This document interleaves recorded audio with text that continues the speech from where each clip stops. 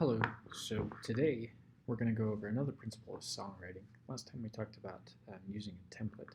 Today we're going to talk about stepwise motion.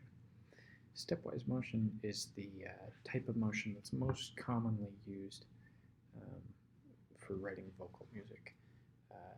What this refers to is using notes that are close together rather than far apart for the majority of the melodic line. So I've already got a score set up here, and we're just going to write something 16 bars, the same form that we did last time with an AABA form in 16 bars. We're just going to do some stepwise motion. So to start us off, let's just start on the offbeat and then come down onto onto the tonic right there, the one, as it were.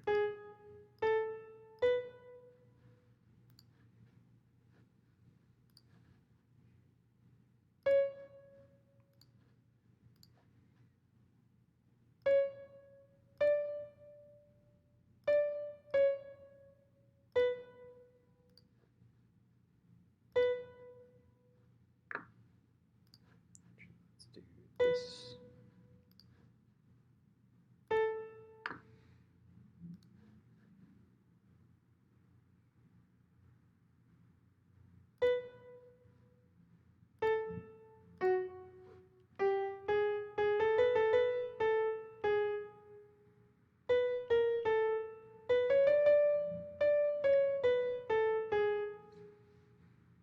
So this is our first A section that we just finished all the way up to right there. And we're going to do basically the same thing. In fact, we could even copy and paste the majority of this. We're going to steal right up to there, and then just paste it right there.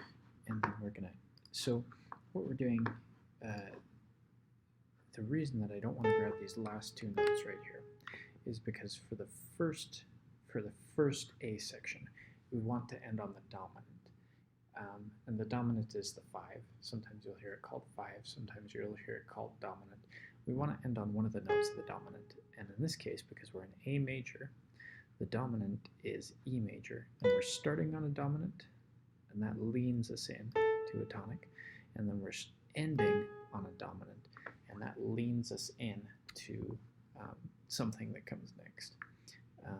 And so for the first A, we want to end on that dominant, and then for the second A section, we want to end on one of the notes of the tonic chord. So that's why I want to change up the ending a little bit here.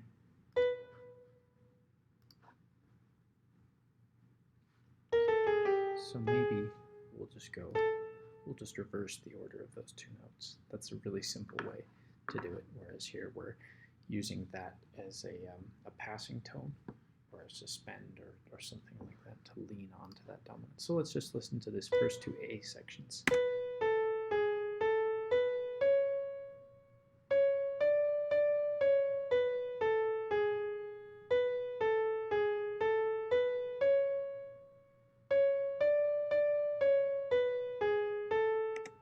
So that's pretty simple.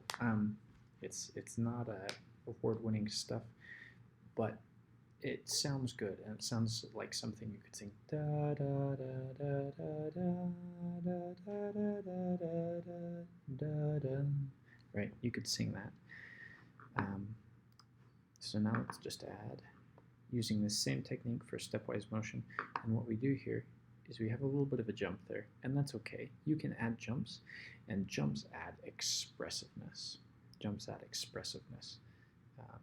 Sometimes they're called expressive intervals when you'll have, a jump of a third or a sixth or a fifth, something which isn't stepwise. But we're not going to talk about that right now. Right now, all we're using for this little piece is stepwise motion. So now we're going to go into the B section. I'm going to change up the rhythm a little bit.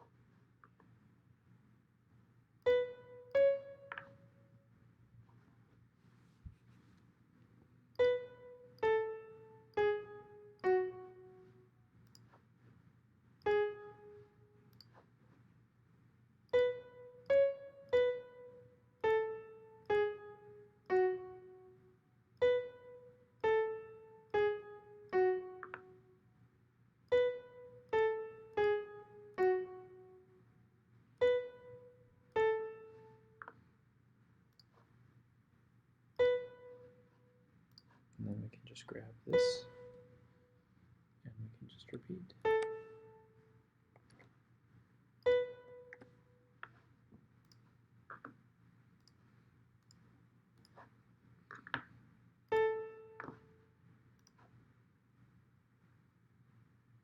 So let's give this guy a listen.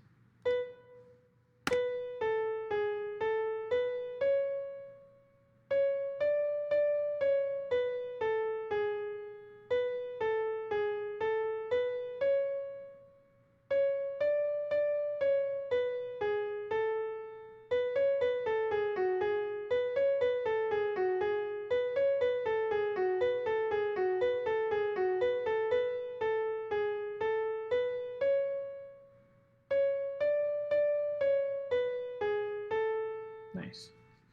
So that's the whole gig. So thinking in stepwise motion, and then giving your lines contour, right? We'll talk about contour more in a later video, but this contour of going down and going back up and then coming back down, that's what's going to give it the movement. And then the stepwise motion makes it easy to digest, and sometimes having a principle in mind that you're going to use when going into writing a song is going to help you get that out on paper faster. Last time we worked on templating a little bit. This time we just used stepwise motion to create a melody. We didn't worry about chords, we didn't worry about form or any of that too much. We just worried about how can I create a melody. And using stepwise motion is one way to do this. I hope you like this video, and we'll see you again tomorrow.